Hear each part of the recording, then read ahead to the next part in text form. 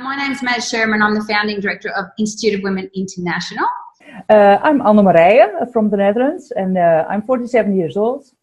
I'm a mother. I have a daughter and she's 15 years old now. Yeah. And I was born and raised in the northern of the Netherlands. And well, as a child, I was shy and smart. Yeah.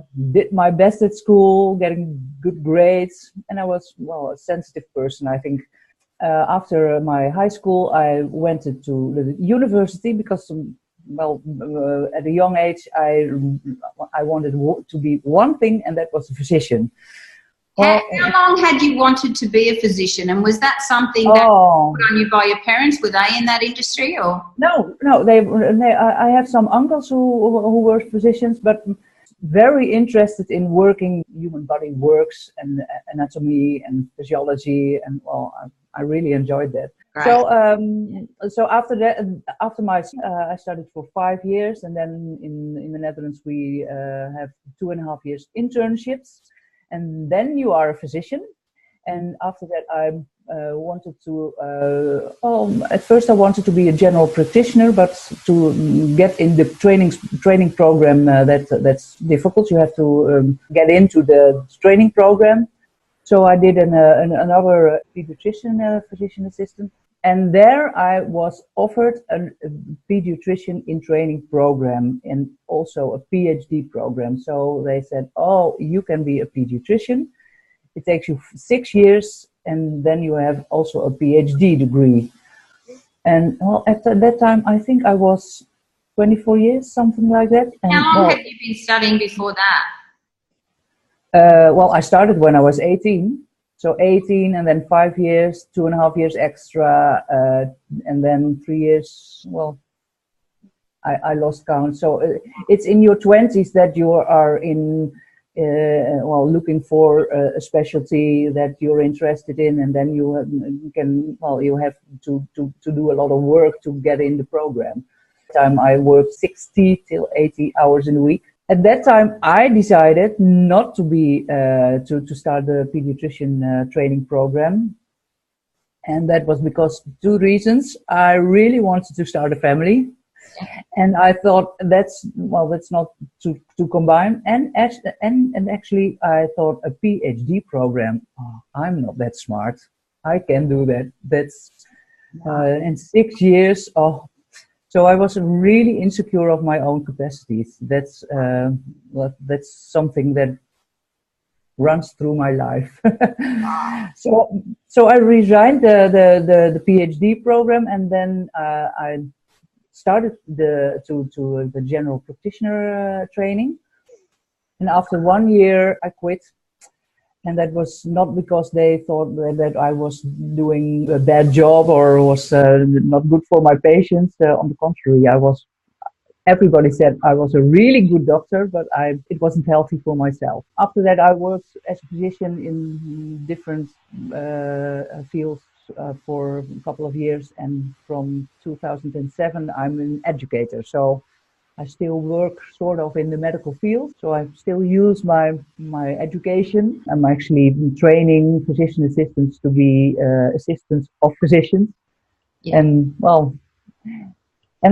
that's what I see in the field, that a lot of people choose healthcare because they're caring and social people, and it can be a tough business, a tough field to work in. And so if you had those insecurities and you struggle with that responsibility, so would you say you burnt out? Or I wasn't diagnosed, but I had insomnia. I was crying on my way to work. I couldn't do it anymore. To have the responsibility, I was insecure, and when you are tired and when you're exhausted because you have weekends shift, and then you have to make a decision, then you can make wrong decisions. And I couldn't handle that. So that was, security is raising, and then you are afraid making choices, and then making difficult, wrong decisions. Times that you think, I have to sit on the other side of the table because I'm actually a patient. I'm not a doctor anymore. So basically you left because of your own health. Oh yeah. Yeah, that's right. Yeah, I thought I quit now. I have to work on some things because I have to learn to say no. I have to set my own boundaries, and after that I can start the program again. Well, my life went different, but that's for me. It's okay now. But that my heart is with all the female doctors who are in that specific time of their career. Do you think that it's more with women than men in the industry that have those insecurities? Yeah, and I won't say that there aren't men that are experience the same issues as dealing with the responsibility to be a physician, but I think the women, we have the zorg, I say we have the zorggen, the care gene. We tend to care very much for other Very people. much. So would you say that makes women kind of vulnerable? Yeah, because they're all in. Yeah. They can't separate work from who they are. Maybe they're too empathetic.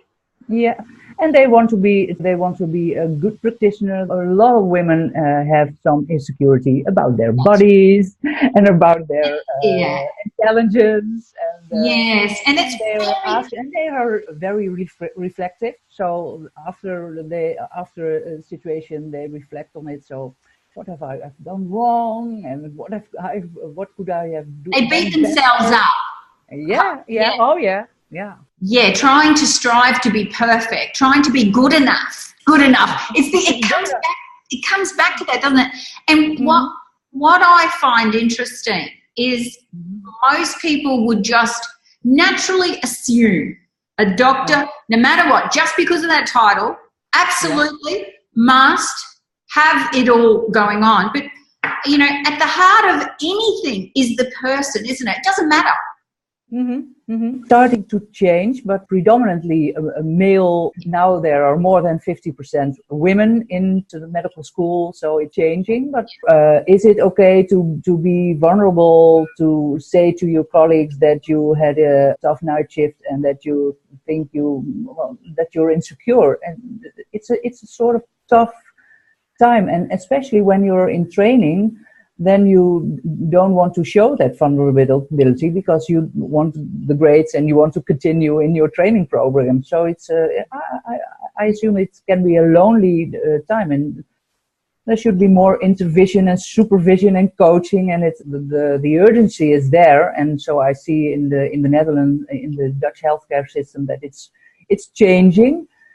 And well, it should be, because 1 out of 5 medical doctors in training have burnout symptoms. 1 out of 5. So, and a lot of them quit like I did, and I think that's a pity because it's lots of potential. Well, imagine if you had those insecurities and didn't have any issue about the responsibility, and where would you be? You know, by setting women free of their past insecurities or what's built up inside of them, and just have them stand in their power and be able to cope and deal with life. I think that we'd have a lot of women in leadership positions because of our caring gene, as you put it. Yeah. The responsibility, you should feel it, of course, but not the second being tough for yourself when you make a mistake. You're doing the best you can, the best to your best ability. Would you call that and that should be enough. Yes. Would you call that imposter syndrome then, where you're not allowed to let anyone see because it may affect your job? Yeah. I think that's the case. It's okay to rethink and reflect, or it's okay, you should reflect on your professional decisions and your behavior, but not too long. So I think when you're taking it home, keeping you awake at night, then that's too much. That part, Creatrix can fix some things, so the insecurity, so you can be on a healthy way, you can deal with the responsibility. Exactly. I find that interesting. 1 in 5, and it's not just that, you know, it's in a lot of caring roles as well, and there's just not a lot of support really to help people when they're not coping. Be okay to say so and not have to, you know, not continue their work. Just simply be able to have a way to deal with it fairly quickly, keep themselves strong internally, and be able to continue on their journey instead of letting it stop their dreams. What actually attracted you to Creatrix? I divorced, and after that, well, for me, that was a wake-up call. Right. Self-love was not in my dictionary. Yes. So after that, I did several things, and then Creatrix came on my path. Here in the Netherlands, Nicolien set up the training, and it came across my timeline on Facebook, and well, it just hit me. I thought, oh, if that's true, and certain things, the gender specificity is what attracted me.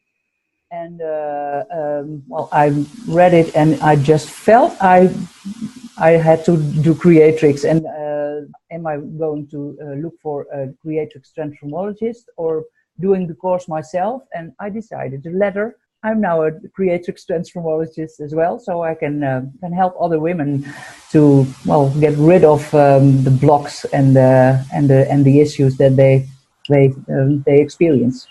Exactly. So I'm really proud. Yeah, exactly. Why? Because one of the things we do is we don't take anyone on to be a transmologist unless they're willing to face themselves and clear out their stuff so that they can be nice and strong to move forward, so that, and that's one of our foundational principles, is be a role model and use the tool as much as you have to till you get to that point. And then you can help a lot more people, because you won't burn out, you'll be resilient, you will have the tool available, because we make that available in-house for all of the transmologists, so that they can always be moving forward, that they're never going to hit a glass ceiling. Every time they sense that glass ceiling, we just keep shattering it and shattering it and shattering it. So that, what did you have to deal with, released you the most to not have the insecurities like you had them before? Oh, that's a tough question, because it's so much. So much, yeah. The biggest one, that's I am good enough.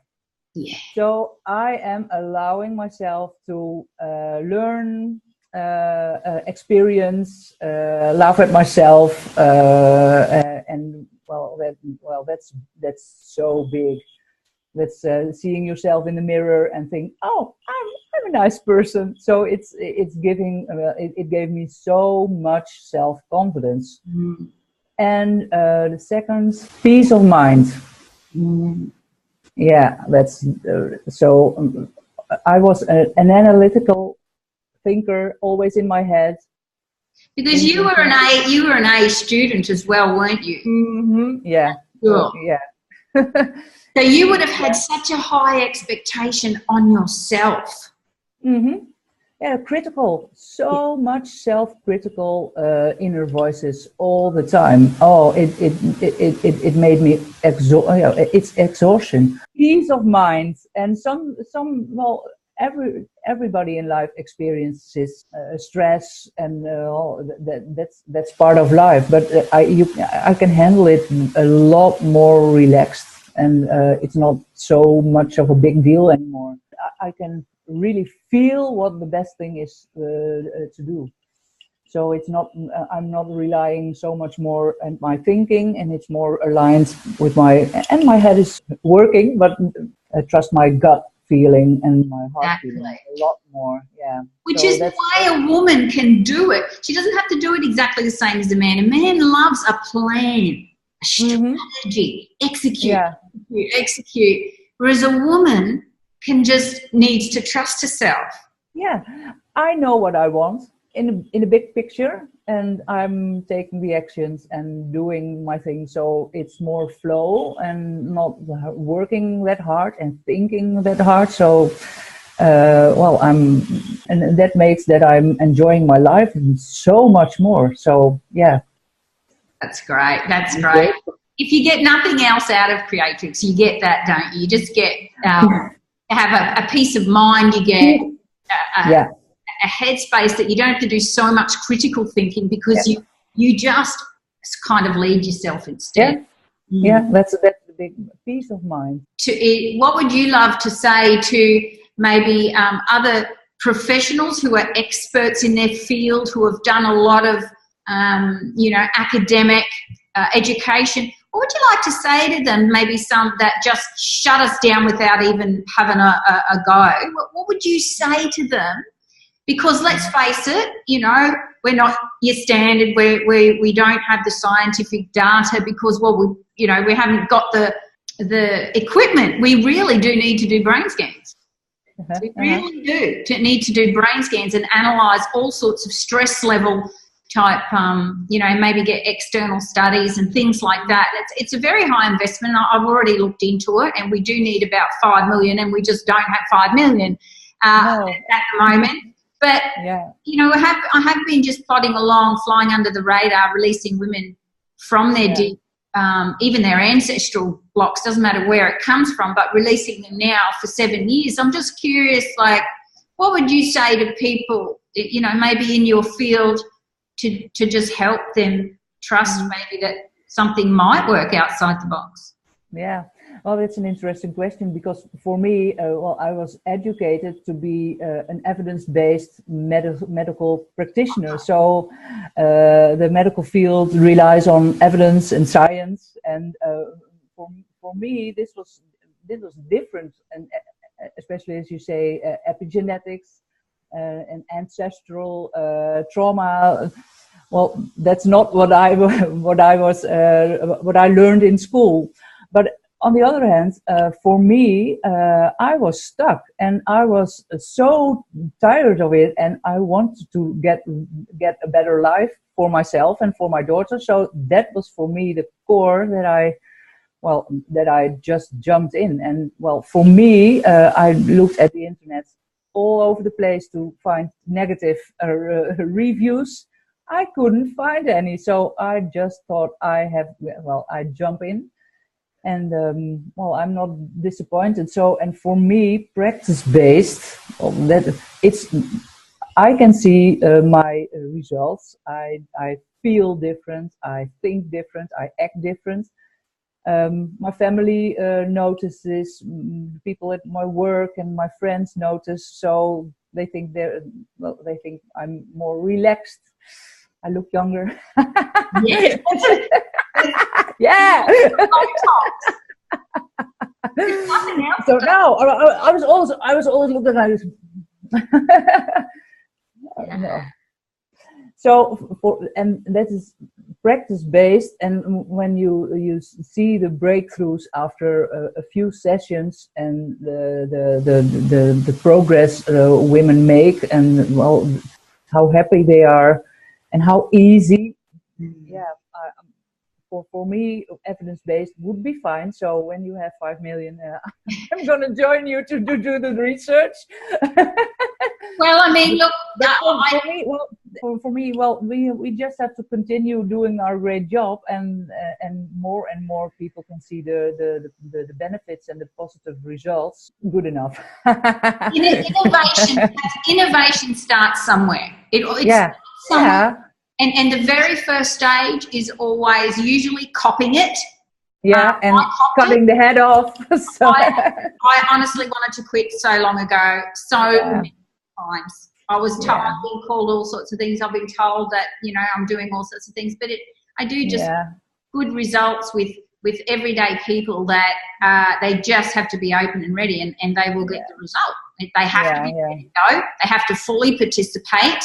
Oh, yes. And they have to give it a good crack, and they have to be pretty stark to even notice the outcome. So if somebody like that, it's good for. And I think that where I see it, the industry I've always been in is entrepreneurs, women leaders, and, working with women from particularly caregiving industries, women's empowerment and leadership. And it's the same. It's just the same across the board. The same issues. Don't feel good enough. Don't feel smart enough. Don't feel like I can charge for money. My services aren't worthy enough. Can't handle the responsibility. They feel the pain of their clients too much, and then that causes burnout. So actually, the very thing that a lot of people are teaching in the industry now, which is empathy, is actually a part of the problem, because there's a way to do it and a way not to do it. If you do it at the wrong time, you're going to take all that on and it's too much pressure. Trust if you've got good tools, trust your tools and just do it, and know when to associate and when to disassociate to get the best outcome for them, but to keep your health whole, keep yourself whole, and mentally and emotionally healthy. So could you just want to share what your dream is in the future to do as a transformologist? Because you haven't been an entrepreneur before, so now you're setting up your own business. What's your goals and dreams? Who is it that you want to help? My goals and dreams are to help female physicians in training, because, as I told you earlier, I think there's a lot of suffering and loss of potential, and I think they have to make clear choices. And when you're stuck and suffering from insecurity, then that makes that you make eventually possibly a choice to quit the profession, and maybe you regret that afterwards. So to follow your heart. So female physician assistants, but of physicians and the physician assistants, and also in the educational field, it's the same. I think a lot of teachers are also giving their hearts and everything to the students and the children. And there's also a high burnout rate, so possibly that's my audience as well. Well, the thing is, there's a great ripple effect. When you help a leader or somebody who's in the community trying to do good work, if you help her, that ripples and helps so many people. Oh, you're right. And not only the woman herself and her choices in the career, but also her family and relatives and children. I think, the peace of mind, that's a big ripple, and the self-love. Yeah, self-love, that's it. Too many women are not happy with themselves. So, and if we can help women just stand in their power, like who they are, get rid of those insecurities, then they can make choices, they can listen to their gut, and then be able to move forward accordingly to keep to what they really do want, not what they feel pressured to doing.